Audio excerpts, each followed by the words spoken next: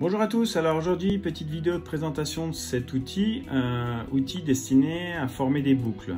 Donc il m'avait été présenté lors d'une sortie de pêche par JP et Michel et j'avais trouvé ça très pratique, l'utiliser, on était très content. Donc j'ai un peu customisé l'outil, je ne trouvais pas indispensable de porter, de prendre avec soi en session de pêche les deux têtes.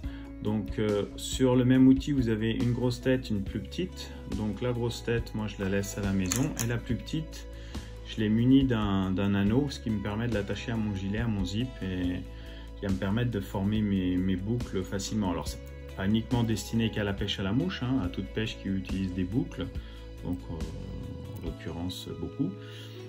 Pour ma part c'est surtout sur mes détecteurs de touches.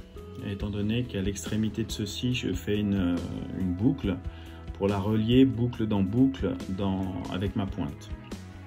Donc, concernant la mise en place du nœud et l'utilisation de l'outil. Donc, on va imaginer un peu la chose. On va dire que ceci est une tête, le dessus de la tête, on a la bouche ici et on a le menton dessous. D'accord? Donc, on fait une première boucle avec notre fil. Comme ceci. On vient la placer sous le menton. Voilà, on vient bloquer. On ramène sur le dessus de la tête, la boucle, et on vient la vriller deux fois. Donc une première fois, une deuxième fois. Vous pouvez faire 3 fois, moi j'ai essayé que 2 fois, ça fonctionne très bien. Ensuite on passe la boucle par la bouche et on vient la serrer. Avant de serrer définitivement, on humidifie un peu pour éviter la surchauffe du fil. Voilà, on vient bien serrer comme ceci. Et ensuite, il va falloir ressortir la partie qui est sous le menton. Donc pour ce faire, on amène notre nœud qui est sur le dessus de la tête jusqu'à l'extrémité. Ça va la sortir automatiquement, comme ceci. Hop, on serre. Et là, si vous voulez une boucle assez petite, alors vous pouvez soit tirer tout de suite et vous allez avoir une boucle plutôt grande, et si vous faites coulisser le nœud comme ceci, on arrive à réduire un peu la taille de la boucle. Ensuite, il suffit de tirer, voilà, et on a notre boucle qui est formée. Alors c'est costaud, hein. J'ai essayé ce nœud sur les barbeaux et il n'y a aucun problème de casse, hein. Donc là on va couper l'extrémité qui ne sert à rien.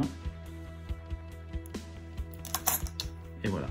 Et comme je vous expliquais, moi j'utilise cette boucle sur mon détecteur de touches. Alors admettons que ceci est soit ma pointe.